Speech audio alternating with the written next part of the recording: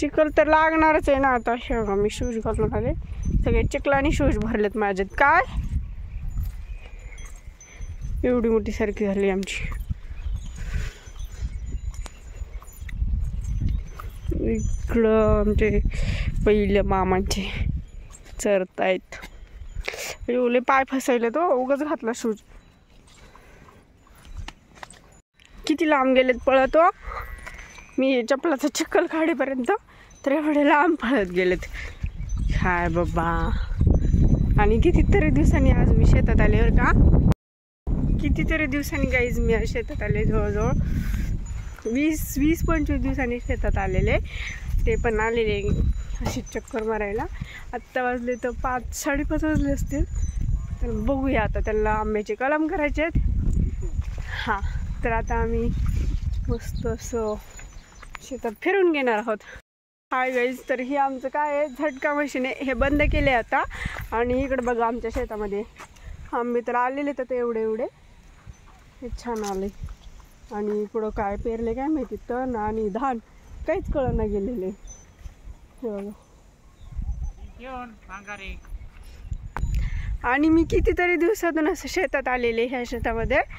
चला आता तुम्हाला सगळं शेत दाखवते आमचं जेवढं होईल तेवढं. आता वाजले 5:30. त्यांना करायचे आंब्याचे कलम, म्हणून ते आंब्याचे बकेट घेऊन पळतात. बघ दिसतं तुम्हाला बकेट शेतामध्ये. हो ना, उशीर होते. आलेच. चला भेटू वरच्या शेतात गेल्यावर. एवढी बाजरी झाली आपली, एवढी मोठी बाजरी झाली बाबो. बघा बाजरीला कसं पण. बघा शिवानी शेतात आलाय, आई पण आलेले आणि बाप्पू पण आलेले. खूप दिवसानंतर आई शेतात आली. म्हणजे माझं जसं लग्न झालं नाही तेव्हापासून आई पहिल्यांदाच आली शेतात. बाप्पू तरी 2-3दा येऊन गेलेले. इकडं आमचे सर कलम करायले आंब्याचे.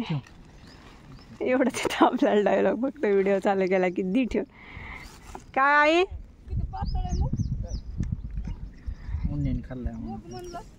कोण लक्ष देते,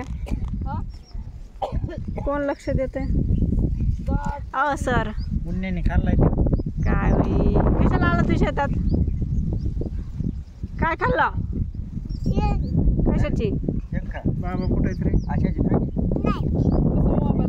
बाबा कुठे आहेत, बाबा कुठे आहेत. चल